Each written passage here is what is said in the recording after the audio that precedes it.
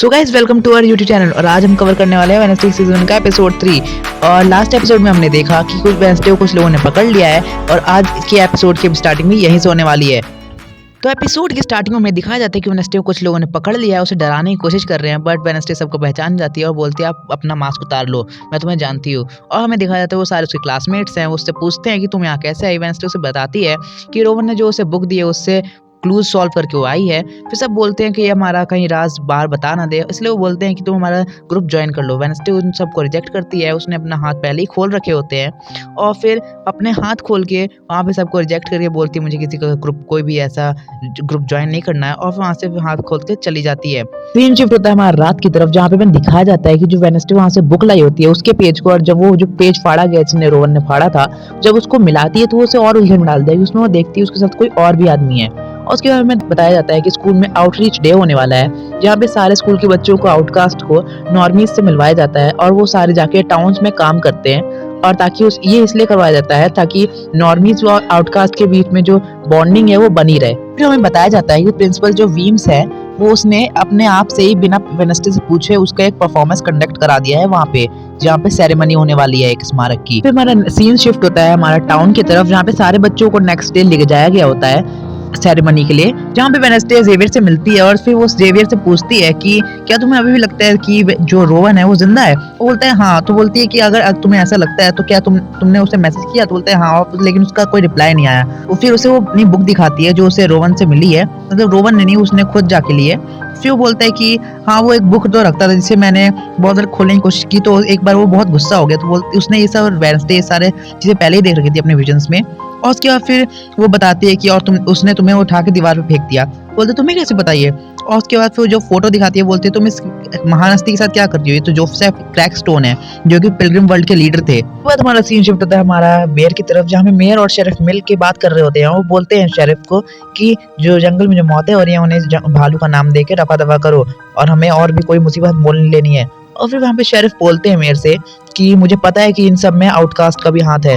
और फिर वहाँ पे मेयर बोलते हैं शेरिफ से नहीं हम ऐसा नहीं कर सकते, हम उन पे उंगली नहीं उठा सकते क्योंकि हमारा बहुत सारा डोनेशन उसी वहीं से आता है नेवरमोर एकेडमी से। फिर वहाँ पे मेयर चले जाते हैं आउटकास्ट को वेलकम करने के लिए और अपने बारे में और बहुत सारी चीज़ें बताते हैं। और फिर हमें प्रिंसिपल वीम्स आके बोलती है हमको सबको थैंक यू करना चाहिए, और फिर सबको वहाँ से भेज देती है।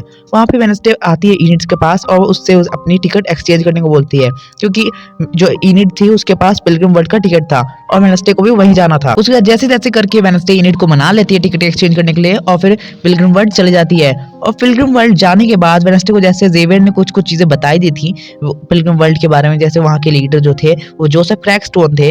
और उसके बाद फिर वो वहाँ पे जाती है जहाँ पे जो लेडी होती है गाइड वहाँ की, वो उन सबको बता रही होती है कि इस शहर का निर्माण जो हुआ था जोसेफ क्रैकस्टोन ने किया था 400 साल पहले। इसी बीच में वेडनेसडे उनसे बोलती है कि यहाँ पे मीटिंग रूम का है। तो ये सुन के तो पहले लेडी शॉक्ड हो जाती है, फिर वो बोलती है कि आप मीटिंग रूम में नहीं जा सकते, वो अभी रेनोवेशन हो रहा है उसका, आपको बाकी सारी जगहों पे काम करना है। उसके बाद फिर वहाँ पे सारे बच्चों को ड्रेसेस दी जाती है जिन्हें पहन के उन्हें काम करना है शॉप्स पे। और उसके बाद फिर हमें दिखाया जाता है कि क्योंकि वेडनेसडे को बहुत सारी भाषाएं आती थी तो जो कस्टमर्स आ रहे थे उन्हें उल्टी सीधी इन्फॉर्मेशन देके वहाँ से भेज दे रही थी। उसके बाद हमें दिखाया जाता है यूजीन को जो डिशेस सेल करने के लिए दी गई थी वो खुद ही खा लेता है, और वहाँ पे पिलग्रिम वर्ल्ड के लोग आ जाते हैं, कुछ उसे पकड़ लेते हैं और फिर उसे बोल ही रहे होते हैं कि बट यूजीन ने बहुत ज्यादा खा लिया था इसलिए उसके उल्टी जाती है उसके लड़के के ऊपर। और उसके बाद फिर उसे मारने लगते हैं, तो वहाँ वेडनेसडे आके उसे बचा लेती है और फिर उसे उन दोनों के बीच में फाइट हो जाती है। और उसके बाद फाइट के बीच में फिर वेडनेसडे उसे उसी लकड़ी के पट्टे पे उसे लिटा देती है जहाँ पे उससे सर रख के काटते हैं। और उसके बाद जैसे उसके दोस्त को बोलती है कि तुम नहीं आओगे, तो उसके बाद फिर वो दोनों दोस्त वहाँ से चले जाते हैं। और फिर उसके बाद सीन दिखाया जाता है कि जहाँ पे वेडनेसडे यूजीन का जो कपड़े और वो गंदे हो रखे थे उन्हें साफ कर रही है अपने छोटे भाई की तरह। उसके बाद उसे मीटिंग रूम में अपने साथ लेके जाती है कि तुम बाहर ही खड़े रहना, मैं अंदर जा रही हूँ। और फिर हमें दिखाया जाता है कि वेडनेसडे जैसे ही अंदर जाती है उसे वहाँ पे एक क्रैकस्टोन की मूर्ति दिखती है और फिर उसे थिंग दिखाता है कि दीवार पे एक बहुत बड़ी फोटो है जिसमें क्रैकस्टोन खड़ा है। और वहाँ पे वो देखती है कि उस फोटो में वेडनेसडे भी है, और मतलब वेडनेसडे की जो विजन्स में जो लड़की आती है उसी जैसी वही भी है। उसके हाथ में एक बुक भी होती है, तो वेडनेसडे जो देखने लगती है। उसके बाद फिर हमें दिखाया जाता है कि जो लेडी है उस वेडनेसडे को खोज रही है और बियांका से पूछती है, तो बियांका उसे बोलती है उसे जहाँ नहीं होना चाहिए वहाँ पे है वो।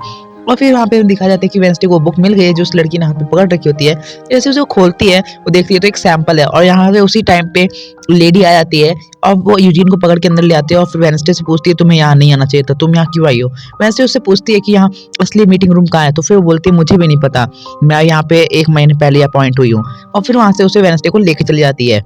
सीन शिफ्ट होता है हमारा एनिड की तरफ, जहाँ पे एनिड और एजेक्स एक ही टॉय शॉप में होते हैं। वहाँ पे उन दोनों के बीच में बातचीत हो रही होती है और उसी टाइम पे फिर एजेक्स उसे डेट के लिए पूछता है और फिर एनिड बहुत खुश हो जाती है। और फिर हमारा सीन शिफ्ट हो जाता है जहाँ पे हमें दिखाया जाता है कि जेवियर को टायलर की शॉप पे काम करने के लिए काम दिया गया है और वहाँ पे वेडनेसडे आती है टायलर से मिलने।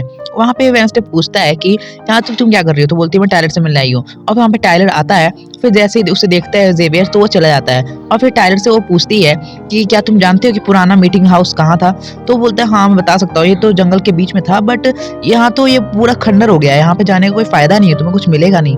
और फिर यहाँ से फिर वेडनेसडे यहाँ से फिर जंगल में चली जाती है और हमारा सीन शिफ्ट होता है जंगल की तरफ, जहाँ हमें दिखाया जाता है कि वेडनेसडे उस मीटिंग हाउस में चली गई है। वहाँ पे उसे कोई नहीं मिलता है, बस एक बूढ़ा आदमी होता है जो उसे डराने की कोशिश करता है, बोलते हैं मैं यहाँ से चले जाओ। फिर वहाँ पे थिंग उसे संभाल लेता है। फिर वेडनेसडे इधर उधर खोजती है, जैसे वो बाहर जाने लगती है उसे कुछ विजन्स आते हैं और वो 400 साल पहले अपने आप को पाती है, जहाँ पे वो देखती है कि उसके पूर्वज को क्रैकस्टोन मारने की कोशिश कर रहा है और सारे गांव वाले उसे जलाने की कोशिश कर रहे हैं। और क्रैकस्टोन बोल रहा है कि एक शैतान है और शैतान ने इसे भेजा है, और फिर उसे बोलता है कि तुम्हें मैं मार दूंगा और तुम्हारे सारे शैतान वासियों को भी मार दूंगा। और फिर बोलता है कि इन सबको बंद कर दो एक घर में, और इसके सारे घर वालों को और उसको भी बंद कर देता है एक घर में, और गांव वालों को बोलता है कि इसे आग लगा दो। वेडनेसडे भी उसके अंदर चुपके से चली जाती है और फिर दिखाया जाता है कि जो गुडी एडम्स है उसकी पूर्वज वो वहां से बच के निकल जाती है। और फिर जो वेडनेसडे है उसको एक और विजन आता है जहाँ पे वो देखती है गुडी एडम्स उसके सामने है और क्रैकस्टोन पीछे से आ रहा हो उसे मुंह पे आके बोलता है मैं तुम्हें भी मार दूंगा वेडनेसडे। और उसके बाद फिर अचानक से वेडनेसडे का विजन टूट जाता है और वो थिंग को बोलती है मैंने उसे देखा, मैंने गुडी एडम्स को देखा और क्रैकस्टोन को भी, बिल्कुल एकदम मेरे सामने था वो। और उसके बाद फिर हमें दिखाया जाता है कि जो वेडनेसडे है वो आगे जाकर दीवार के पास जाती है, उसे वही राक्षस मिलता है। और फिर जब वो उस राक्षस का पीछा करने लगती है वो जाते जाते देखती है कि जो राक्षस के पैर हैं उसके पैरों के निशान वो जाते जाते एक इंसान के पैरों के निशान में बदल गए हैं। और इत्तेफाक से वहाँ पे जेवियर आ जाता है और उससे पूछता है वेडनेसडे तुम यहाँ क्या कर रही हो। फिर वहाँ पे वेडनेसडे उसे बताती है कि जो राक्षस है वो एक इंसान ही है, मैं तुम्हें दिखा सकती हूँ। फिर वो बोलते दिखाओ, और फिर बोलती है कि पैरों से उसके निशान जो थे वो धुल गए बारिश की वजह से। तो बोलता है कि तुम्हारे पास साइकिक पावर्स है ना, तो तुम उस पर विश्वास मत किया करो, ये एक तरह का भ्रम है जो हमें एक जो हमारे जो नहीं होने वाला वही दिखाता है हमें। और बोलती है कि तुम्हारे फादर भी एक मशहूर साइकिक पावर के वो स्पेशलिस्ट हैं, तो बोलते हैं हाँ, क्योंकि मैं जानता हूँ कि इससे कैसे निपटना है, क्योंकि मैं उनके साथ हमेशा रहा हूँ। और उसके बाद फिर बोलता है तुम इस पर ज्यादा विश्वास मत करो। फिर उसके विश्वास नहीं करती है वेडनेसडे और फिर वहां से चली जाती है। सीन शिफ्ट होता है और हमें दिखाया जाता है कि टाउन में क्रैकस्टोन की एक मूर्ति की स्थापना होने वाली है और वहाँ पे सारे लोगों को बुलाया गया है और वहाँ पे ही वेडनेसडे का परफॉर्मेंस है चेलो जाने का। वहाँ पे हमें दिखाया जाता है कि मेयर उसके बारे में बता रहे होते हैं क्रैकस्टोन के बारे में कि उन्होंने हमारे इस शहर की स्थापना की थी, और वहाँ पे बैठ के वेडनेसडे चेलो बजा रही होती है। वहाँ पे वो थिंग को इशारा करती है और थिंग वहाँ पे उसने पहले से इंतजाम कर रखा होता है, पेट्रोल गिरा रखा होता है, और फिर वहाँ पे वो पूरी आग लगा देता है और फिर पूरी जगह पे आग लग जाती है और मूर्ति बिल्कुल जलने लगती है आग में। और फिर हमें दिखाया जाता है कि वेडनेसडे अकेले वहाँ बैठ के चेलो बजा रही होती है और फिर सभी उसे देख रहे होते हैं और सब इधर उधर भागने लगते हैं अचानक से, क्योंकि पूरी जगह में आग में लग जाती है। और उसके बाद फिर हमारा सीन शिफ्ट हो जाता है प्रिंसिपल ऑफिस में, जहाँ पे हमें दिखाया जाता है कि वेडनेसडे से जो प्रिंसिपल वीम्स है वो पूछ रही है इसमें तुम्हारा ही हाथ था ना, और फिर वेडनेसडे याद करती है, फिर बोलती है नहीं मेरा हाथ नहीं था, क्योंकि उसमें हाथ तो थिंग का था। उसके बाद वो प्रिंसिपल वीम्स से बोलती है कि आप भी जानती है ना कि क्रैकस्टोन जो था वो बिल्कुल अच्छा आदमी नहीं था, वो आउटकास्ट को बिल्कुल नहीं पसंद करता था। और फिर वहाँ पे प्रिंसिपल वीम्स बोलती है हाँ मैं जानती हूँ, बट मैं नहीं चाहती कि लोग हमारी बुरी नजरों से देखें आउटकास्ट को और नए मोड पे कोई उंगली उठाए, और मैं सब सारे लोगों में बॉन्डिंग बनाने के लिए हम ऐसा करते हैं, आउटरीच डे रखते हैं। उसके बाद फिर वहाँ पे वेडनेसडे बोलती है अगर आप चाहती है मैं सच्चाई के खिलाफ आवाज ना उठाऊं तो आप ऐसा बिल्कुल नहीं कर सकते, आप मुझे रोक नहीं सकती। और वहाँ से फिर वेडनेसडे चली जाती है। शिफ्ट होता है हमारे जंगल की तरफ, जहाँ पे वही आदमी दिखाया जाता है बूढ़ा सा जिसने एक कैमरा चुरा रखा होता है, और वहाँ पे अचानक से वही राक्षस आ जाता है और वो उसे मार देता है, और उसी कैमरे में उस राक्षस की फोटो खिंच जाती हैं बहुत सारी। और फिर हमारा सीन शूट जाता है जहाँ पे रात में जो एनिड है वो एजेक्स के साथ डेट पे जा रही होती है और वो वेडनेसडे से बोलती है कि मैं जा रही हूँ, उसके बाद फिर उसे बाय बोल के चली जाती है। और इधर इस सीन में हमें दिखाया जाता है कि एजेक्स जो है वो तैयार हो रहा होता है, और क्योंकि वो एक गॉर्गन था तो जो वो तैयार नहा रहा होता है तो अचानक से जैसे ही वो अपना शीशे पे जो टॉवल रखे गया होता है वो गिर जाता है, और जैसे वो शीशे में देख लेता है अपने आप को वो एक स्टोन में बदल जाता है। यहाँ पे इनिड उसका वेट कर रही होती है, बट एजेक्स तो स्टोन में बदल गया था और इसलिए अब वो आ नहीं सकता था। और सीन शिफ्ट होता है हमें जहाँ पे दिखाया जाता है कि जो वेंसडे की मदर है उसकी फोटो फाड़ के जो वीम्स है वो आग में डाल देती है और उसे जला देती है। और यहाँ पे दूसरी तरफ इनिड का गुस्से के मारे बुरा हाल हो रहा था क्योंकि एजेक्स आ ही नहीं रहा था। दूसरी तरफ में दिखाया जाता है जो जेवियर है वो अपने जो स्टोर से निकल रहा है, और हमें दिखाया जाता है कि जेवियर के कंधे पे एक बहुत बड़ा कट है, जैसे राक्षस ने उसके कंधे पे जोर से मारा हो। और दूसरी तरफ दिखाया जाता है जो बूढ़े को, उस आदमी को मारा गया था, राक्षस ने मारा था, उसकी कैमरे में फोटो जो खींची थी शेरिफ उसकी जांच करते हैं और उसमें वो देखते हैं कि उसी राक्षस की फोटो उसमें बनी हुई होती है। और हमारे यहाँ पे एपिसोड 3 भी खत्म हो जाता है।